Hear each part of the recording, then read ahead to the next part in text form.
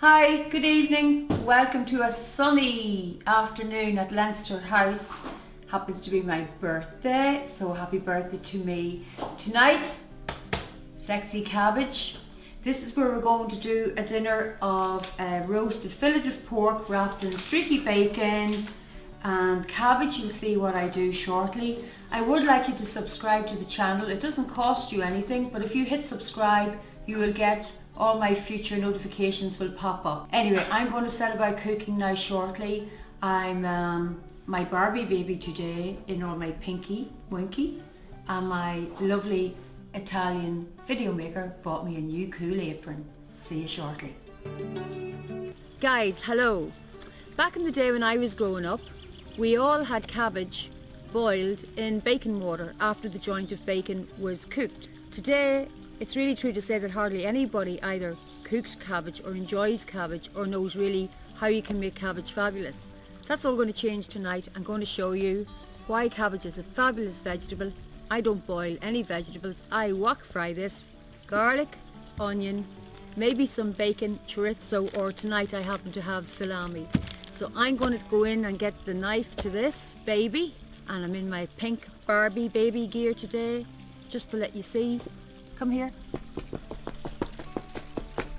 So I got my Spanish boots from Malaga and my lovely French thsi dress. Don't know where I got it. My pink jewellery and my pink, and I'm all good to go. So I'm heading back in. Beautiful April evening. I'm 54 today, going on 24. So follow me inside and we'll get this sexy cabbage going. Okay, my friends and followers. Tonight we're doing a fillet of pork. I've had it out of the fridge for about an hour, so bringing it up to room temperature.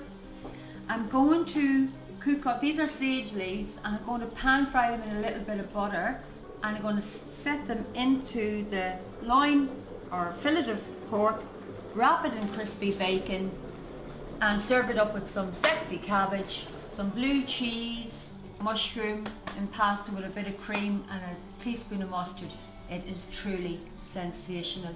Okay, so I am lightly sauteing off some sage leaves in a bit of butter. Not too high a heat. They will crisp up probably in about 2 minutes. And I'm going to put a little slit through the fillet of pork and I'm going to set them in. Once they absorb a bit of butter, the flavour is, oh my god. Mwah! Okay, so next thing, this is just for a regular cook. I am not going to bother starting trimming all the little bits on this fillet of pork. I'm just going to, quick and easy, put a knife about 1/2 inch through it all the way down. Very simple. Now remember, when you're handling raw meat, you need to wash your hands every time before you handle something else. So I'm just going to insert my sage butter leaves now. Here we go, the lightly buttered sage leaves. I'm just going to stick them in the slot, in the loin, or the fillet rather. I keep saying loin. Anybody can do this. It's a complete no-brainer.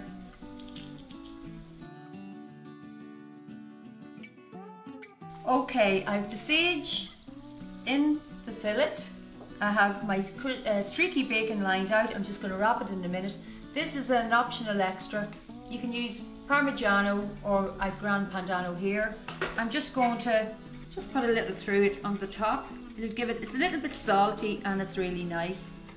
I'm not putting it on the outside because I want the bacon to be crispy in its own right. But this is just an optional extra if you have it handy in the fridge. The thin end of the loin folded over, and just wrap your streaky bacon as simple as this. X's and O's right across. Couldn't be easier. Ding a ding ding. Rock and roll. I love this. This is such a flavoursome meal. The oven set at 180, and there's my fillet of pork ready to go for 4 to 5 people. Sexy cabbage coming up. So bacon wrapped, going into the oven, 180 degrees. 12 minutes maybe if you like it. I like it pink. I would do it 10 minutes. We'll see what it will look like in 12. Okay. Okay, so getting this cabbage going, I put a little bit of rapeseed, my lovely sesame seed, oil, and a knob of butter in a wok. warm it up. So what I'm going to do, I'm using my cabbage. Tonight I'm using salami instead of chorizo, but bacon or chorizo or salami, it's all the same. A little bit of onion and garlic, but I don't put the garlic in until the cabbage goes in because you would burn it. So just chopped up the onion and the chorizo and all the flavours, just like I did, the salami, like the chorizo before. The flavours will all come out. Hang on, I dropped the cloves. Get out of there, cloves. Now, the reason why I call this sexy cabbage is 10 years ago, I was home on holidays in New Zealand, and it turned out that a guy who's, let's say he's quite a famous Hollywood actor, ended up coming here for dinner. And I wasn't prepared, it was a short notice thing. Anyway, I didn't have much in the fridge, but I had some celeriac, I had some potatoes, I had lamb, and I had cabbage. He sat in that chair and watched me doing what I'm doing now, and he went more or less like, Jesus, that's looking really sexy for cabbage. So I since now called it sexy cabbage. So this is half a head of cabbage, and I'm just tossing it in a wok. So the sesame oil and the butter and the rapeseed is there. As I said, the garlic will go in near the end or halfway through. So I just let that saute through on a lowish heat, medium heat. You don't want it to burn. Now that will reduce by at least half the size again. Oh, Michaeli bought me a birthday present. Thank you, Michaeli. Dinner will be served. Oh yes, I'm a smoky. I was going to say something naughty, but I sometimes do set off my fire alarm. Thank you, Michaeli. Just about 3 minutes. It's reducing down nicely. And I'm going to add the garlic. If you garlic in at the start, it'll burn off. You just want garlic really for the flavour. I'm just getting ready now to do my Monaghan mushrooms. So the mushrooms absorb whatever you put into them. So the butter and the oil is good. They need it for the flavour. I'm using a small pan, but it's all that's needed. And by the way, you don't need to wash mushrooms, just give them a bit of cleaning when they come out of the pack.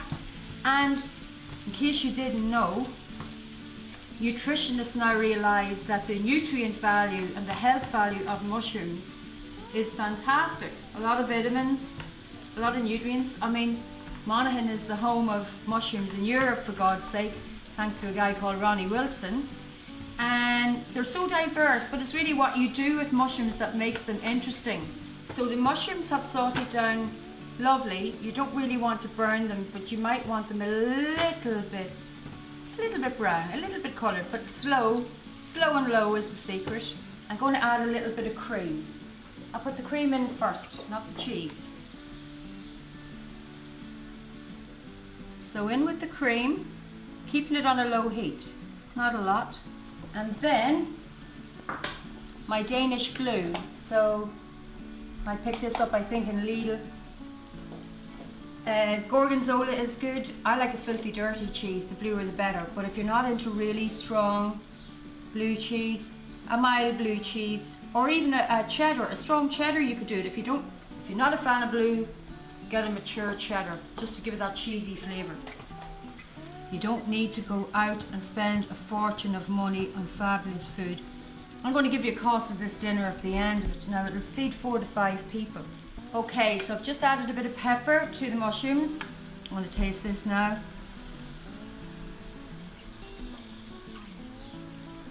Oh, fabulous. Okay, water on for the pasta. Just got some fresh tagliatelle. In she goes.